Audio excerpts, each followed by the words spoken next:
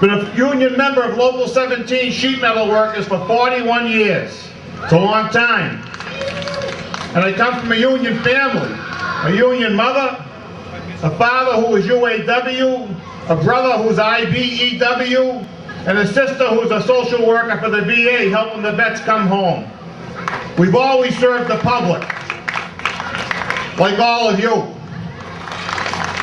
And Mark reminded those people in Massachusetts, he said to them, you can take Bully O'Brien back, and you can take Mitt Romney back, because we don't want him.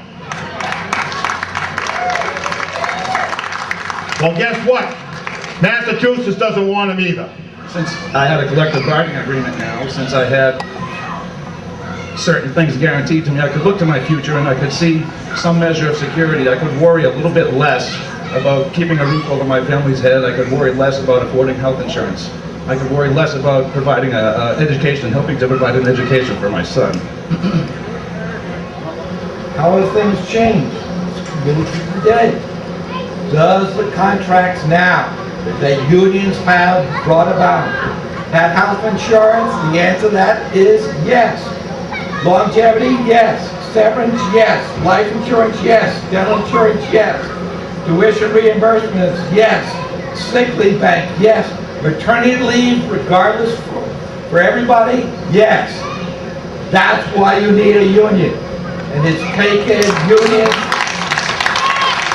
and dedicated workers, okay, to get these rights written into these agreements. Semester after semester, I took on more and more responsibility, taking on as many courses as I can so that I can make a living teaching at a community college, helping lift up the youth in the state to better their education, to better their quality of life. But that bettering of their lives should not be on the backs of the adjuncts. Don't trust your employer to say that everything's okay, and join the union. And our strength as individuals lies within our heads and our hearts. But our might as a nation can shudder the ground that we walk on when we embrace the strength of our individuals and when we collectively pool the passion of those individuals and stand shoulder to shoulder, one voice with one purpose. That will be dynamic.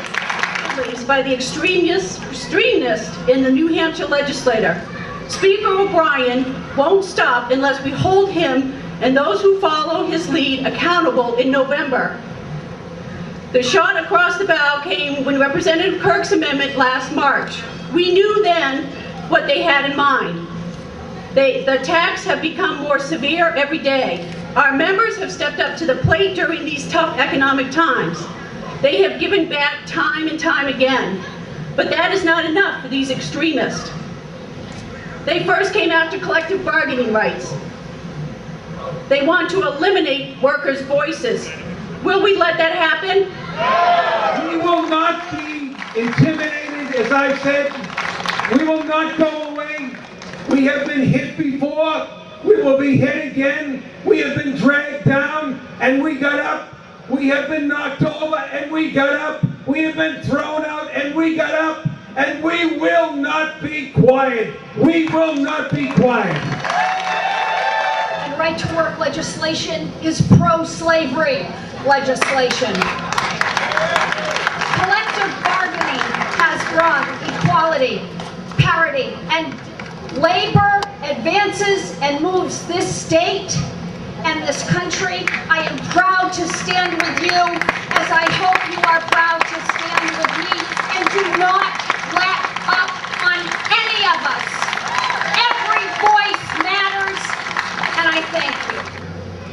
Today, labor density may be low, but because we still have a nationwide infrastructure that continues to call out the wrongdoing of the 1%, that continues to fight income inequality and discrimination, and that continues to fight for the American dream, we are experiencing an unprecedented attack.